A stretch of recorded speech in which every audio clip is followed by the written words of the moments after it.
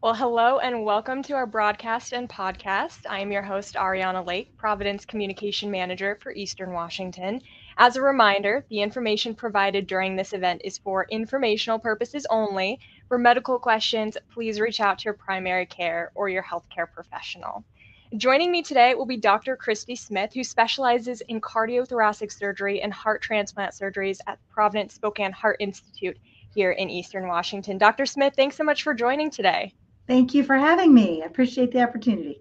Well, we're excited to have this conversation, especially around Heart Month. Can we start out with a broad overview, though, so folks can get to know you? What do you do in your job?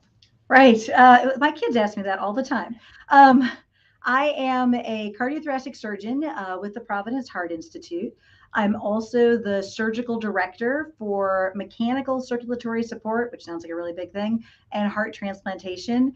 Basically, what it means is that although I do a lot of the cardiothoracic surgery and I have amazing partners in cardiothoracic surgery that does all of the what we call conventional work, bypasses and valve surgeries and things like that.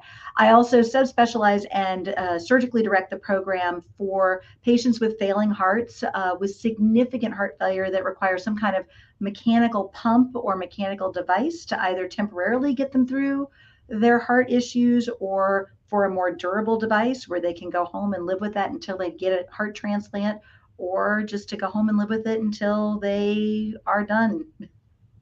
Wow, I love how many hats you wear in this realm of cardiac. And you're the perfect person for us to talk about the intersection of technology and our heart health. But let's back up a little. Can you speak to us a little bit about what are some of the main causes of heart disease? This is something we hear a lot about.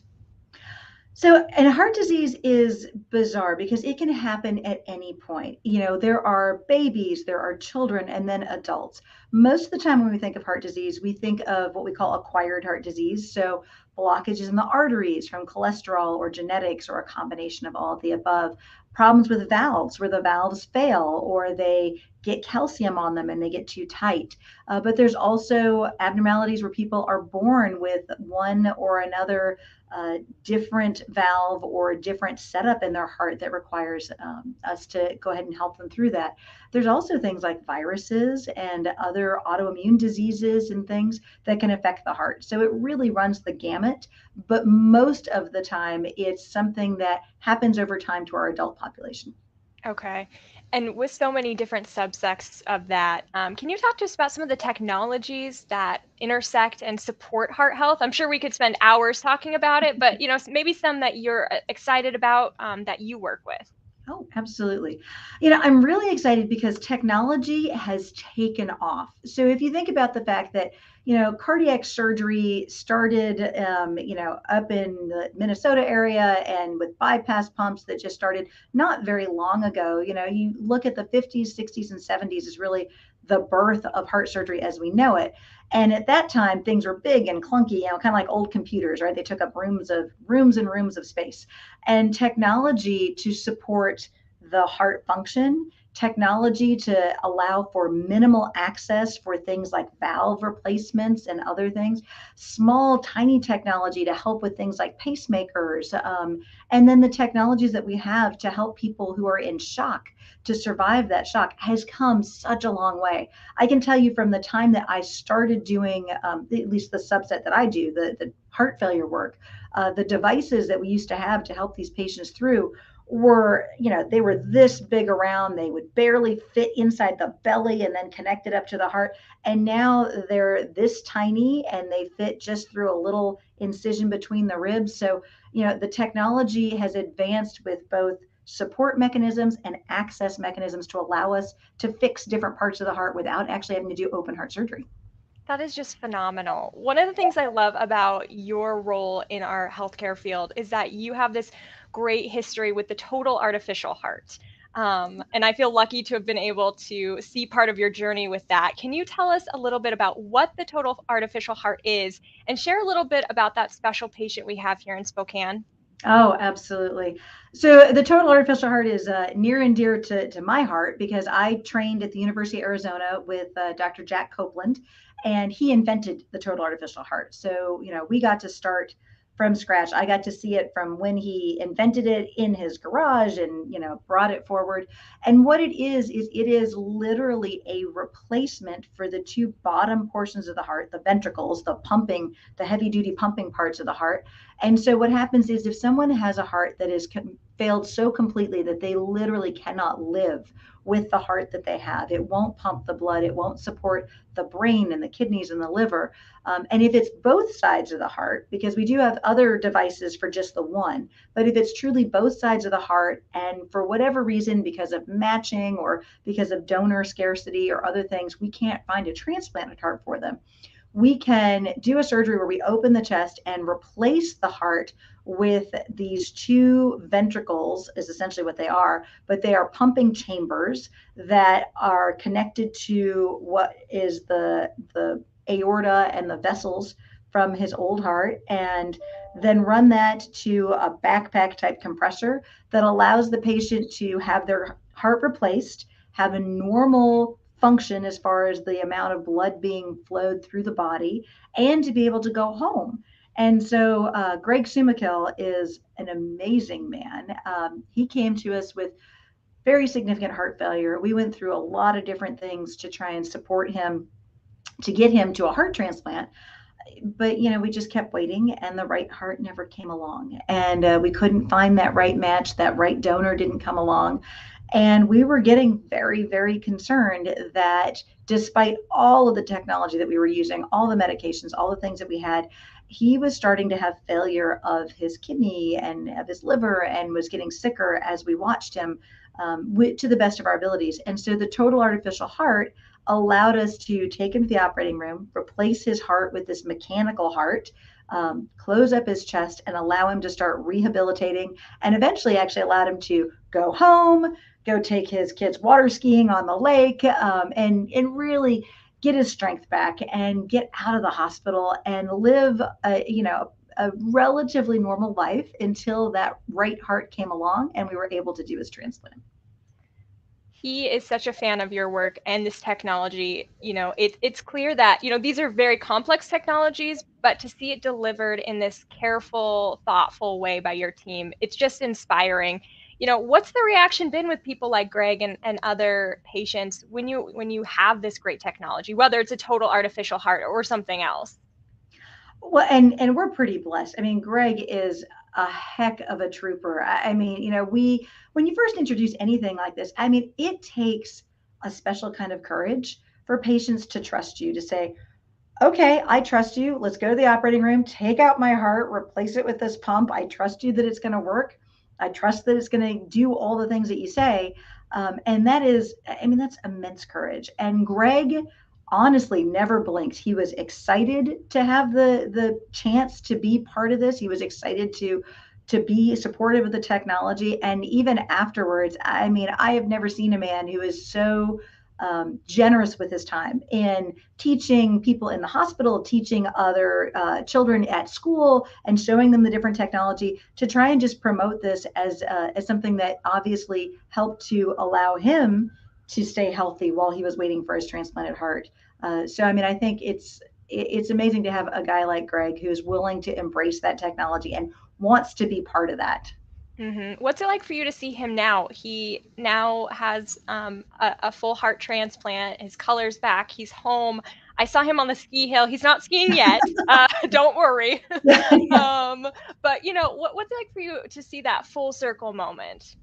I mean, it's everything that both I and the whole team wait for. I mean, all of us go into this with the hope that we're able to give patients back the life that they want, to let them go back to their families and their activities and enjoying things.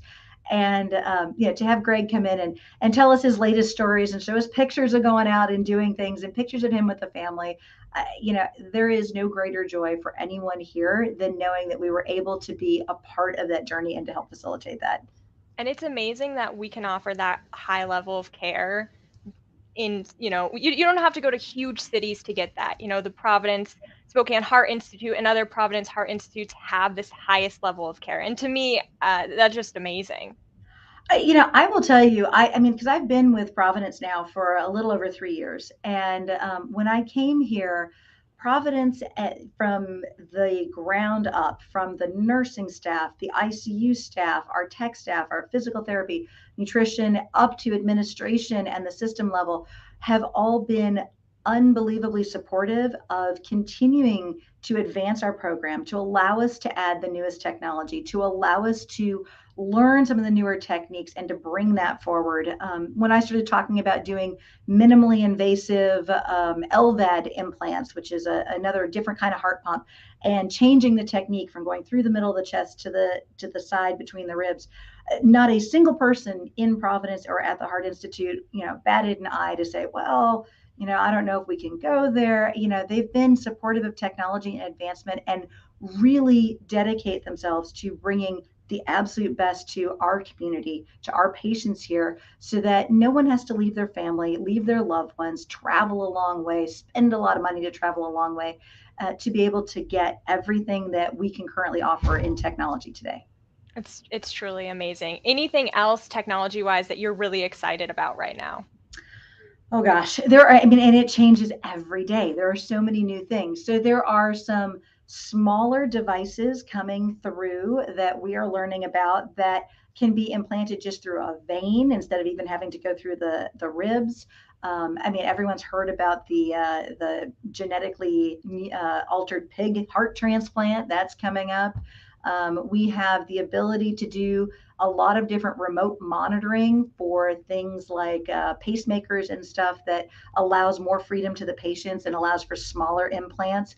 And our valve technology is just going through the roof. So the ability to replace valves or to adjust them so that they work better, again, with just having a small incision and a little catheter inserted in the groin, and to be able to go home the next day. I mean, all of these technologies are advancing and they change almost every week.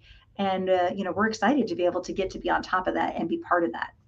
And it's neat to know that this technology is advancing, in really common procedures and on these, for lack of a better term, fancy things like a total artificial heart.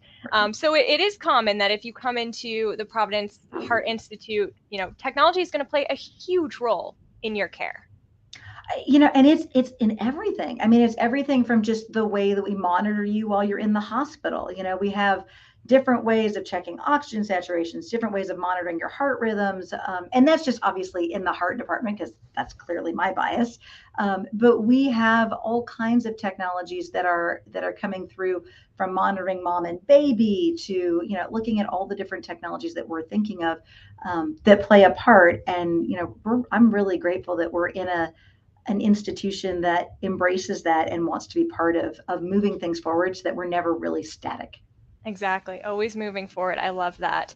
Can you talk to us a little bit about if there's any technology that can help with heart disease prevention? So, we are learning, and it's interesting. A little bit of that comes down to what's old is new again. The very basics are still the best way to help with your heart. Things like exercise and diet and what to do with that. And now we're learning, more things about everything from nutritional supplementation, vitamin D, to you start looking at some of these different, totally non-technological, but things like lifestyle alterations, mental wellness, and health wellness. Those are all things that we can embrace that truly we are finding, as we do the studies, have a positive impact on heart health and are things that are well within every person's individual grasp to alter and change when they are at home, when they are taking care of themselves. So it's no longer the case that if oh gosh, my mom had a heart attack, my dad had a heart attack, my brother had a heart attack, my grandparents had a heart attack, that you're doomed to live that life. There are now, between the new medications, guideline directed medical therapies, wellness, mental wellness, different kinds of lifestyle alterations, intermittent fasting diets and things, there is a way for each of us to impact our heart health. And I think that's huge. Not to mention, obviously, always making sure that you're following up with your primary care doctor, following up with your physicians, your cardiologist, if you have one, to make sure that we're monitoring you and doing all of the preventive evaluations that we need to do. Exactly. They go hand in hand. We all have a role at home to make our doctors happy and to keep our lives going. And, it's amazing. I'm standing here, I have a Fitbit on my arm and I can see my heartbeat. And, I've heard stories of people who've been able to track and they've noticed irregularities. And then they go to their doctor and say, hey, Dr. Smith, I noticed my heart rate there's something up with it. And I mean, that's actually one of the most amazing things that has happened is I have now had more than one patient who either their Apple Watch or their Fitbit or there's actually, believe it or not, there's a couple of systems. One's called like Cardia, where you can get this little tiny thing. It's about this big by this wide, where you put two thumbs on it, you put it on your leg, and you get a 6-lead EKG that you can take a picture of and send to your cardiologist or send to your doctor at home. You can just, wow, I felt a funny flutter. Let me send that. And they sit there and get it. So, and I'm actually getting those in my emails, and other physicians that I know are getting that, or the AFib alerts on the Apple Watch and the, all the Fitbits and all the other watches. Those are making a huge impact because now, again, patients can claim that responsibility. They can control that and say, I know I told you this, and when we did the EKG in the office, it didn't show, but here's my tracing. Here's the, the data from my Apple Watch that says I was in AFib 4 times when I went home. Those kinds of advances in technology, just the ability for patients to be able to own their own data and to share it at will is huge. it feels very empowering. And I think it helps hold us accountable too. I'm looking down, well, I need to get my workout in today. I'm getting the reminder, because we have to exercise our heart because it is a muscle in that way. Oh, absolutely. I tell you, closing my rings on my Apple Watch is a thing. At the, if you're a little bit OCD like I am, you look down there like, oh, I have 10 more minutes I have to do to close that ring. I can do this. And those things I think really do help to encourage everyone to have their heart health and their generalized health better. Exactly. With so many changing technologies, how do you stay updated on it all? We have a viewer question wondering. It's from the physician standpoint. So I mean, not just talking about like, the Fitbits and the Apple Watches and stuff, but the fancier stuff. One of the things that really becomes a huge thing for us are our conferences and our journal articles. So we all have societies for the different things that we do. And so the research that is going on, I mean, to be honest with you, we have 3 research papers we're working on now from here. There are research centers around the U.S. and the world.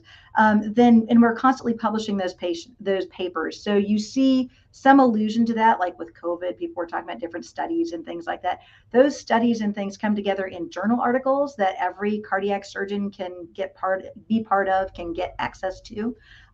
We have conferences, usually yearly. They've been virtual the last couple of years, obviously, but conferences where each of us can stand up, present our work, and interact with our fellows from around the world or around the US and exchange ideas and advance medicine and technology that way. And so the fastest way to keep up with the technology and what's new is to talk with your peers and to keep up with the research. It's so inspiring. I love to see how energized you get about it too. This is an amazing time to be in this field. I mean, the advances are almost daily. The advances are amazing. And the ability to just help people to live not just longer, because honestly, living longer doesn't mean as much if you can't do things, but to live quality longer lives is huge. And I'm cannot be more excited to be part of that journey. Well, we're grateful to have you here talking about to be serving in Providence. We've talked a lot about, early heart health issues. What about recovery? Can you talk to us a little bit about the technology that plays into recovering from, maybe a cardiac episode? Absolutely. So, and it's been really interesting actually since I have been here. Our rehabilitation center and our physical therapy staff specifically are amazing at working with our nurses and our patients from day one. The moment that you're done with surgery, within 14 hours, someone is getting you up out of bed, and to see the new equipment and the technology that they use to go ahead and get our patients mobilized to improve their recovery, to make it faster, is really inspiring. There are things that the physical therapists and the occupational therapists and speech therapists will break out that I honestly don't even know what they are. Yeah, you walk in, you're like, Shane, what are you doing there? What is that thing? And they'll share with you the latest in rehabilitation technologies. And so recovery, really everything from the monitoring to logs and apps that help you to keep track of your heart health when you go home, that allow us to keep track of that, medication tracking, our pharmacists with their ability to do really fast medication scans and to look for optimization there, as well as the true equipment technology that comes into the physical therapy side. Tech advancements are everywhere, and they are all pretty much going a mile a minute in each individual field. Yeah, and it's great to see it from start to finish, right? Before you even come into our office, technology is playing a role, and then long after your surgery or procedure, it's still playing a role when you're going through cardiac rehab or something like that. Even simple things like the My Chart, where patients can get access to all of their information. They can get their lab. I mean, honestly, I've had patients that'll come in and say, "Hey, doc, I saw that my lab was this." I'm like, "I haven't even looked yet. I haven't gotten to your e-chart to look at that." But they'll have it on their phone. They're in bed recovering from heart surgery, and they're showing me their labs on their phone because they were able to pull it up. I mean, it's really kind of funny. I love it. That's amazing. People are very involved in their care these days, which is great. Absolutely. I want to talk a little bit about, in our last few minutes, Providence Sacred Heart Medical Center, Providence Spokane Heart Institute was recently recognized as one of America's 50 best hospitals for cardiac surgery. What does an award like that say about the care we offer and the team you're part of?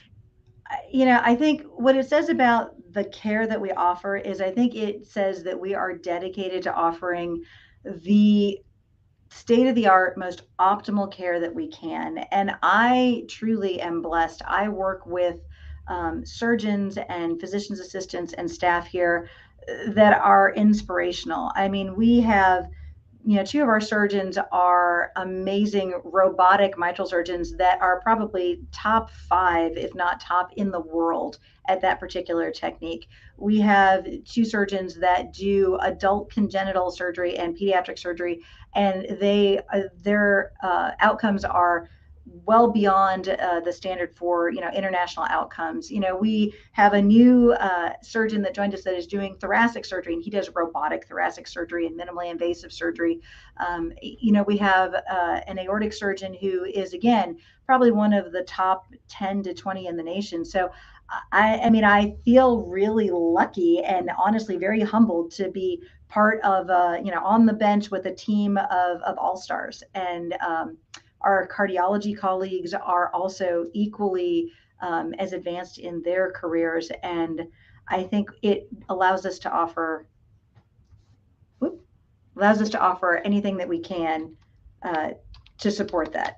Absolutely. Well, thanks for talking a little bit about that. I know when that award was announced by Health Grades, I was thinking of you and all the amazing cardiac folks that I've met from surge techs to up and beyond. So, well, is there anything else you want to add or highlight as we wrap up this conversation today and mark Heart Month?